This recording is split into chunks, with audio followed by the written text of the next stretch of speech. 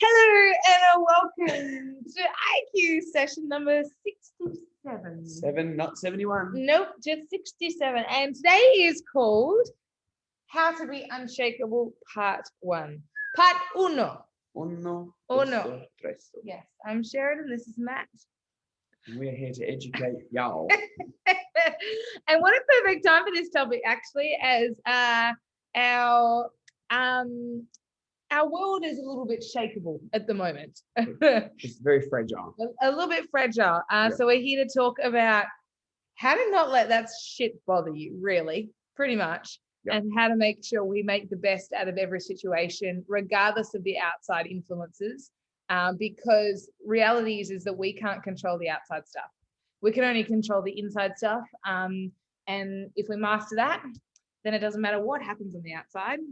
We can be exactly what we want to be. Exactly. The hard part of it all, though, is to how do you master it all? Because it can be very overwhelming, because we do tend to let little things affect our day and derail us from having a great day. I know personally, I've had times in my life where I've done the same thing, where something small has affected it and it's affected other things that happened to my day.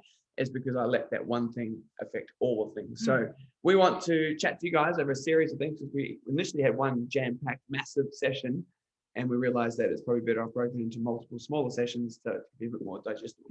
Yeah. So first of all, what does shakeable look like? Great question, Sheridan. Go. Shakeable. I think that's when you are a victim. You have victim mentality. You're quite often hurt. You're doing the woe is me kind of approach to life. Do you think that's fair? Yeah. Yep. You get rattled by stuff that happens. Fragile.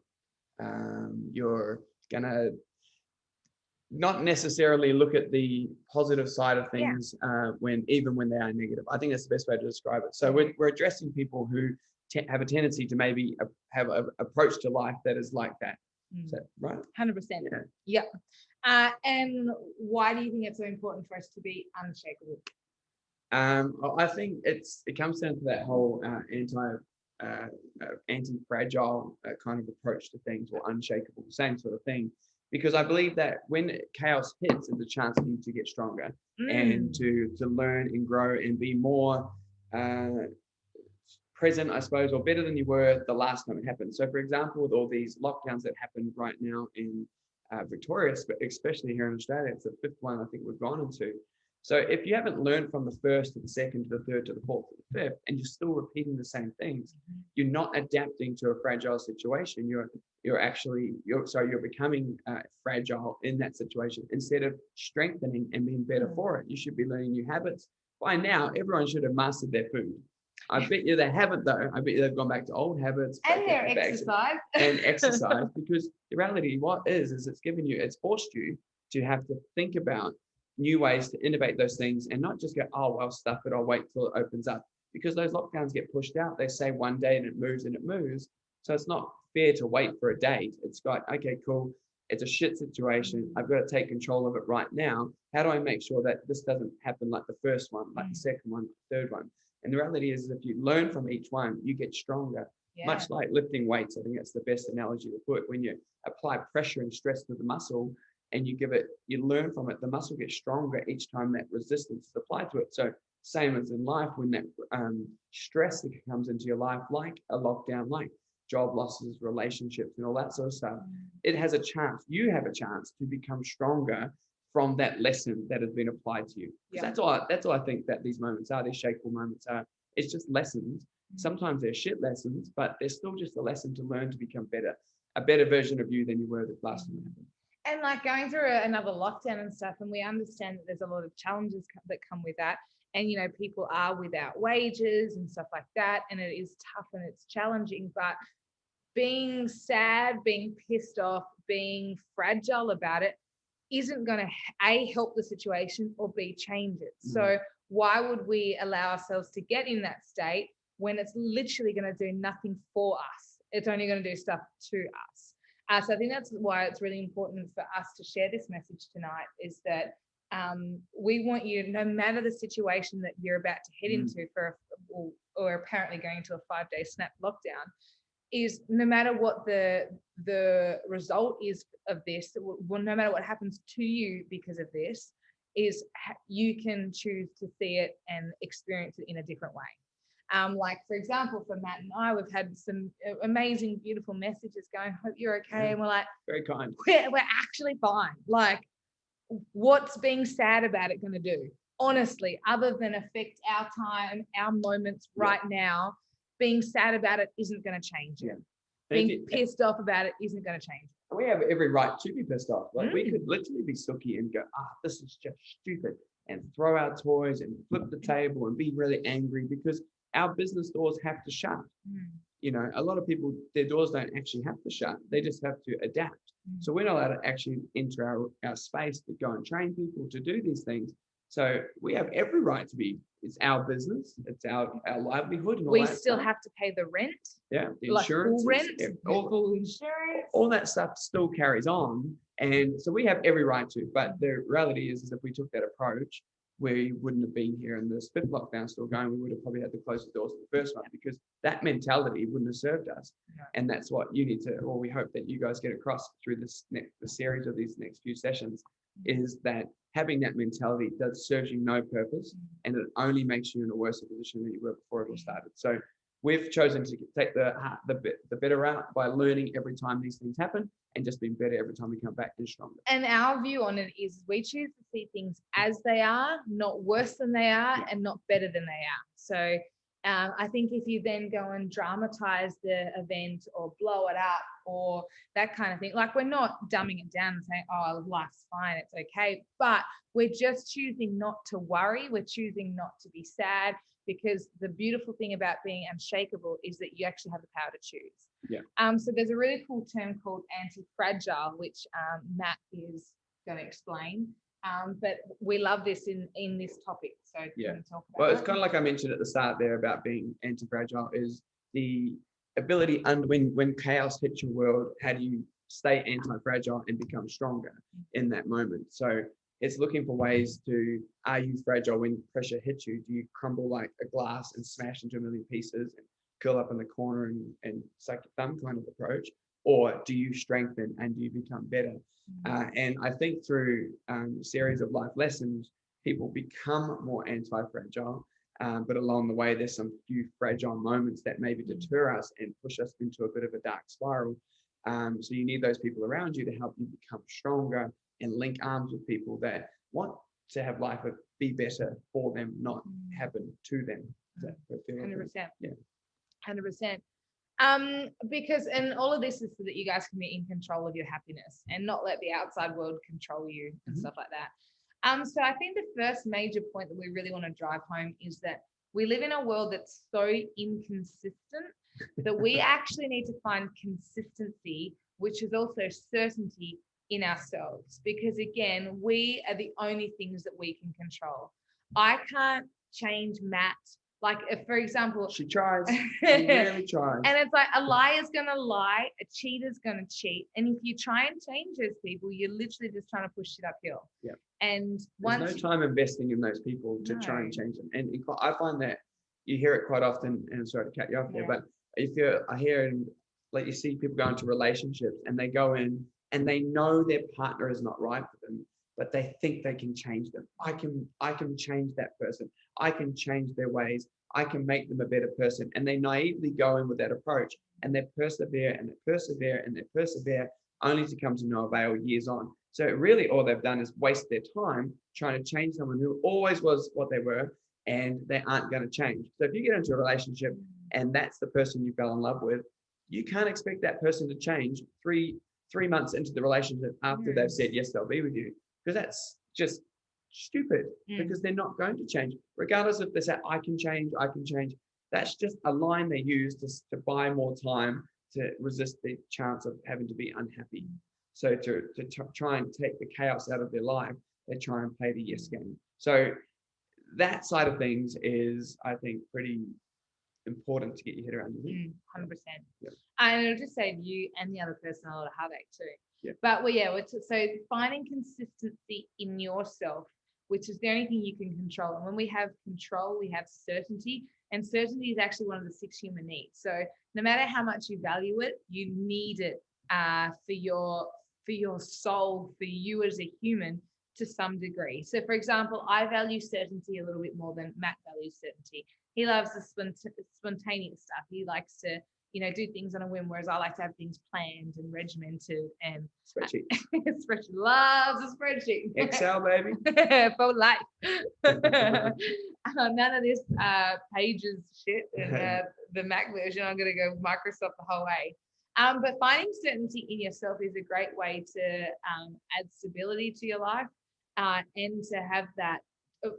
It comes back to finding the consistency in yourself when the world is so inconsistent. So things that are so inconsistent in the outside world, 1 minute we're in lockdown, the next minute we're not, but then we're back in lockdown again and rinse and repeat. Money is inconsistent. Yeah. Kids are inconsistent. Like, they, yes, as much as we love them and adore them, but they're as inconsistent as they come. When it comes to a newborn, you've fed it, you've changed it, it's healthy, it's happy, it's clean, it's safe. What could possibly be wrong? Why are you crying? Like, there's a bit of inconsistency 101, right? Relationships are inconsistent. Work's inconsistent. Yep. Family, housing, you name it. The whole world, everything external of yourself. Stock market, our super funds, it's all stuff we cannot control. No. As much as we like to think we can, we can't. And so those control freak people who feel like they can control everything, quite often doing circles, loops, and angry and frustrated because they can't control those things. But we don't want you to change because you're not going to change. However, you can change what you want to focus on and your response and your reactions to those inconsistencies and those uncertainties. So if rather than, wanting to put your certainty and the consistency in the stock market only going up, which is never going to happen because it's always downturn.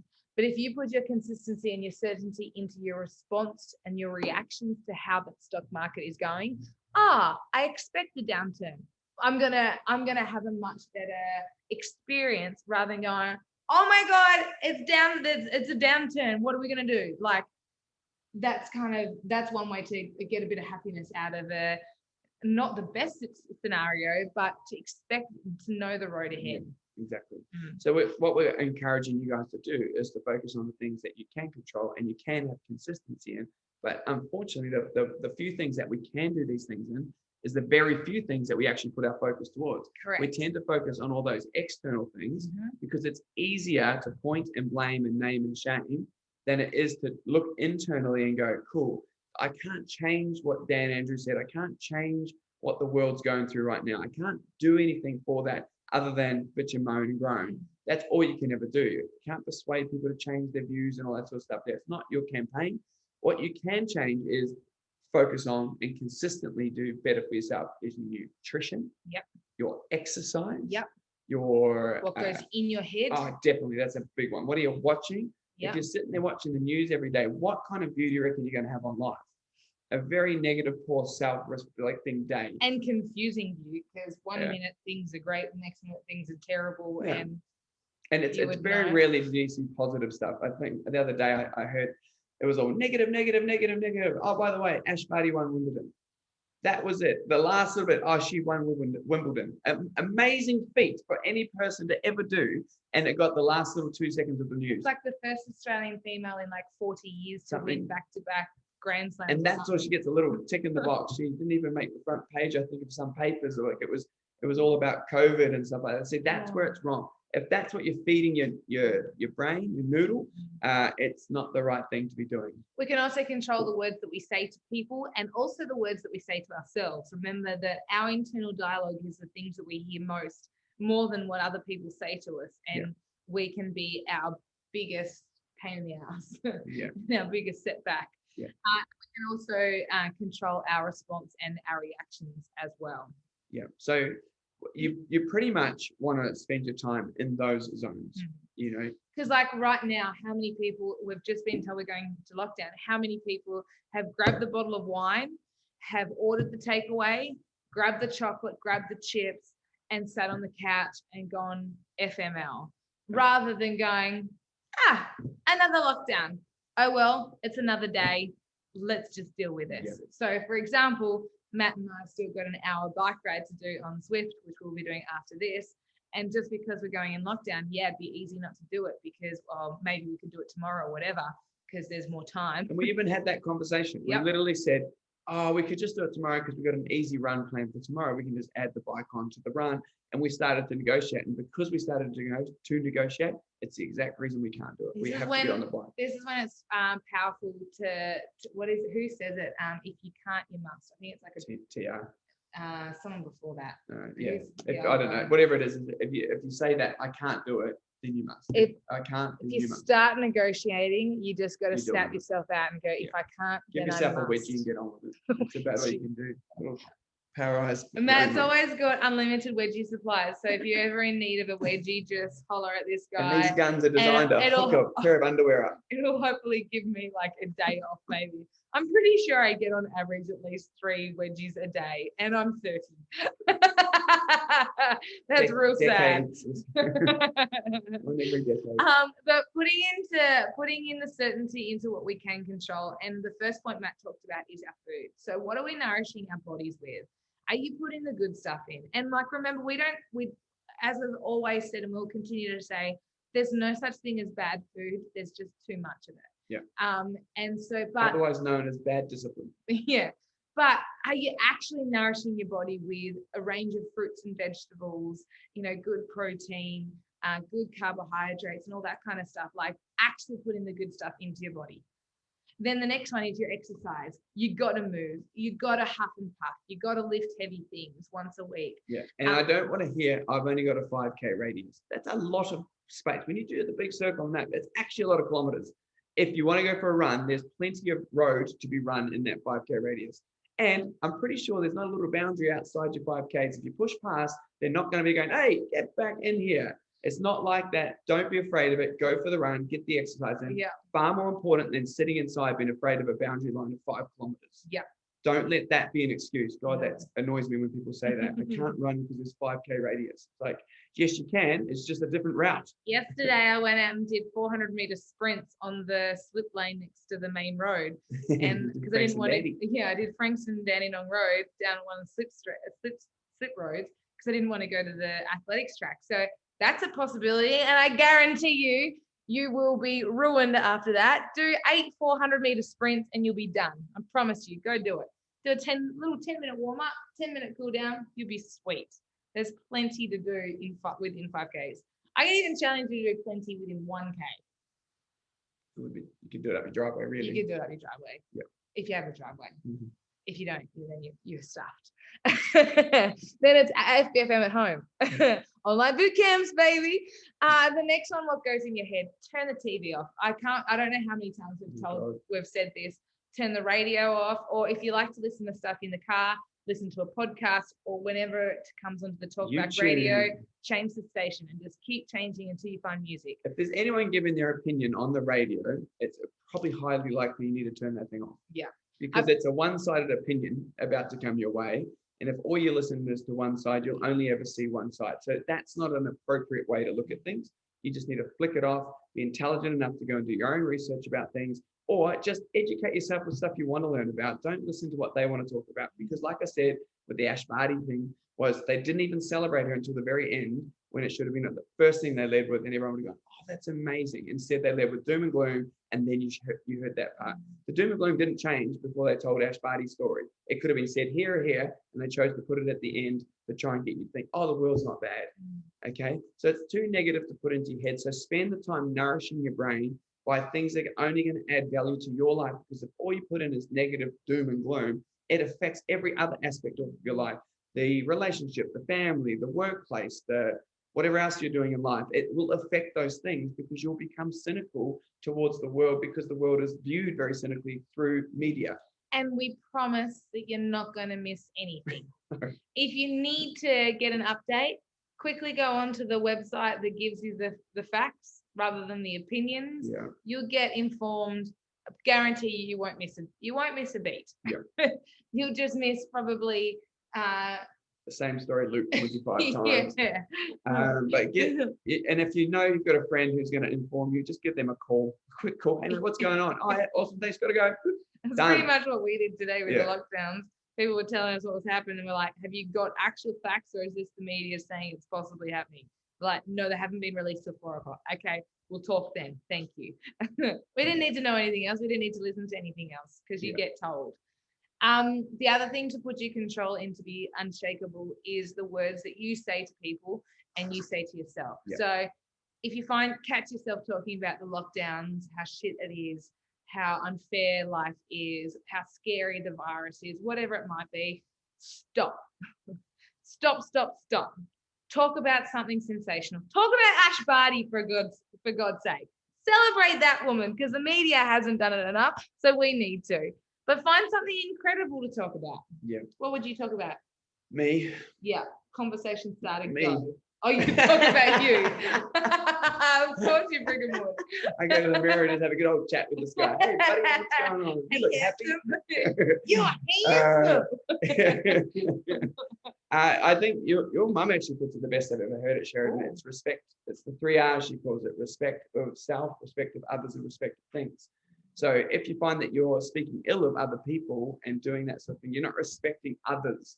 So that's something you need to pull yourself in line with. And it's okay for someone else to not have the same viewpoint as you. You don't have to please everyone in the world, but you don't have to push your opinion on everyone else, especially if it's not your campaign and not your journey in life. And you're not going to internally combust if you don't get those words out. Exactly. And if you don't talk about that for, ever. Yeah. I promise you it'll just disappear. Exactly. You probably just pull it out. Exactly right. Yeah. So respecting others, respecting yourself, which comes back to what you put in your head. If you're feeding it nourishment, you'll just like good vegetables and growing that sort of stuff there, they can become better the more they're looked after. If you leave them to let the weeds attack them, the weeds win. Like, you can't expect them to flourish when the environment's not right. So put into your head so that you start formulating new views on yourself by things that nourish your brain to allow you to speak better of yourself. So you respect others, you respect yourself, and of course respect things. Like, don't break things and smash things and do things. Don't litter. Don't litter. If you borrow things off someone, give it back to them better than they had it. We call it leaving a profit. So if we ever borrow something of someone, we aim to give it back better than what we received it. Yeah. Whether it gets cleaned or it gets whatever, improved, better. Whatever. And this all in turn helps you or you can also control your reactions and your responses to things. Now, quite often we get in a habit of responding and reacting in a certain way, but you also have the choice to choose how you react and respond. Now, it might take a little bit of a habit change, so you have to catch yourself out, but if you can consciously choose how you want to respond to these things. Just like the lockdown today, we've consciously chosen to be totally okay with it. Because, like, what else are we going to do? We could be crying, we could be emotional, we could be sad sack Sallies, but it ain't going to change anything. So we choose not to be. But I also want to give you guys the reminder that you've also got the power to choose happy and choose happy every day. And so many of us leave our emotions up to chance. We wake up and wait to work out what we're going to feel today, rather than waking up, putting your feet on the ground once you hop out of bed and going, I choose happy today. Because why the hell not? Like, you freaking deserve to be. Why wouldn't you be?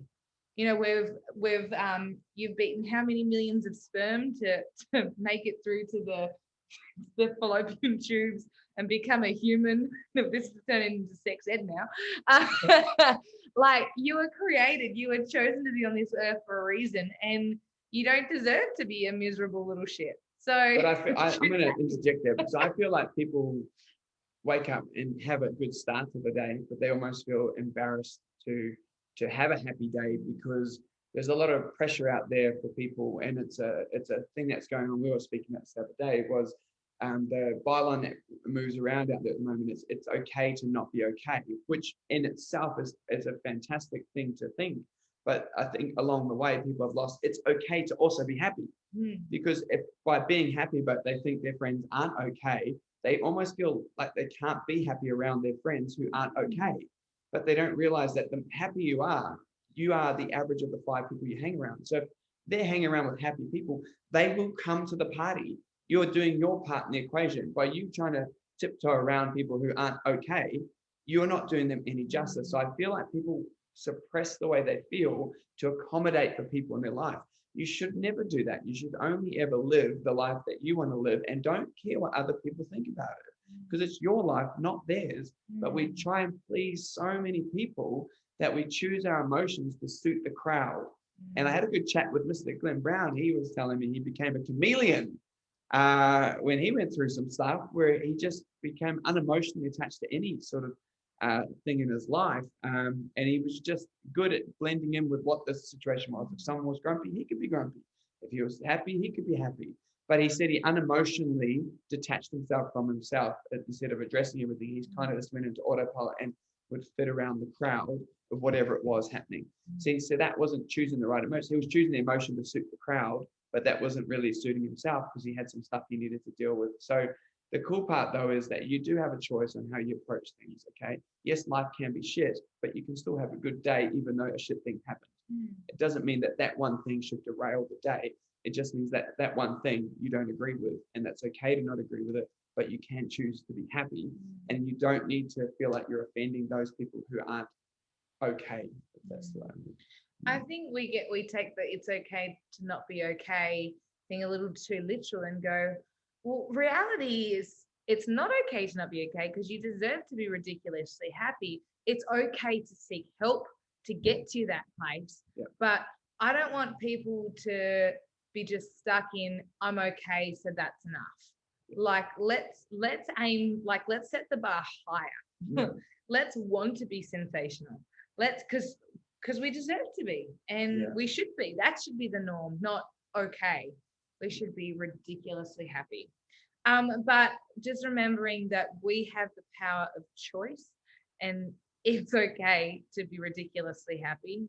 It's okay to experience all the emotions, but give them a time frame if they're not a positive one that serves you and doesn't, get you closer to your goals. Because I guarantee being a sad sack Sally isn't going to get you closer to your goals. So give it a time frame. But I've totally just lost my train of thought then. But choose the emotions that you want to choose that will get you to where your goals, to get you to the goals that you want to achieve. But just remember, you have the power of choice. We're going to recap real quickly. Yeah. Remember, life isn't in your. I believe that life happens for you, Correct. not to you. Yes. I think people choose to say, "Oh, it affects me. Oh, the world is mine. Oh, taxes, money, blah blah." Point the COVID, the government, all that stuff. Right? We point a lot of time because it's easier than addressing what's inside. But what we can control internally is our nutrition. Like we said, that's one thing you definitely can control. So when someone's sitting there and they're overweight or they're fat or they've made lots of poor choices, they smoke cigarettes, they drink too much alcohol, they take too many drugs, and they put all those toxins into their body, that is not okay. Those are choices you're making that do not serve you to be the best version of yourself, to be the best parent that you can be for your kids, to be the best friend, to be the best partner, the lover that you should be, that you committed to when you made those decisions to have those things into your lives. So nutrition is a big, big, big, big part of this whole thing because you can control that. And choosing to not make better decisions that serve you is lazy and it's ill-disciplined to do such a thing. So by just being disciplined enough to serve the body well, by giving it the best nutrition that you possibly can, to give you the most energy that you possibly can, is something you can control because you can have a consistent lifestyle by controlling the food that you put in. Woo. Next one. Exercise. Happy puppy every day. Lift heavy things once a week. Simple.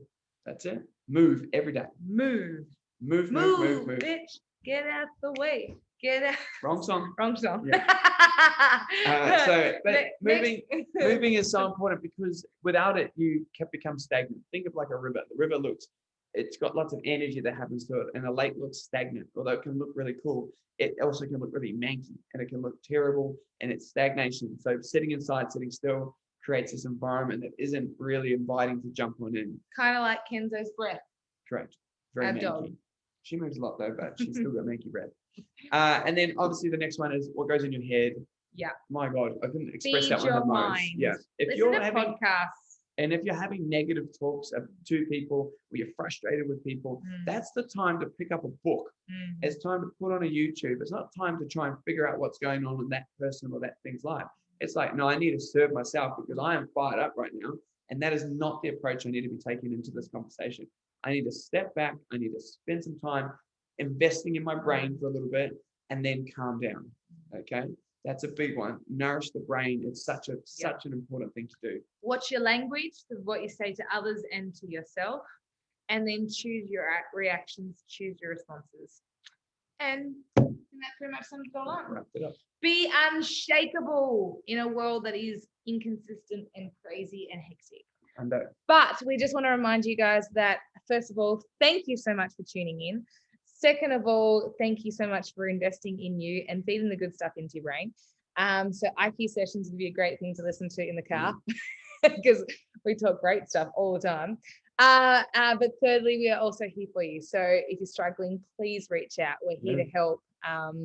And we want to serve you. We want to help you. Thank you, good sir. But yeah, we honestly, we're here for you. You guys are family and we love you dearly. Our mission is to create a disease-free world, one person at a time, through simple health and fitness. And part of that is mental health, it's physical health, it's all of that. So please let us help any way we can. All right, you be awesome. Please feel free to share this link to anyone that you know that needs it, or just share it publicly. Doesn't matter. The recording of these is free to everyone to listen to. So grateful for you joining in. Thank you, thank you, thank you. We love you dearly. Have a sensational night, and we'll talk to you soon. Thank you, guys. Appreciate it.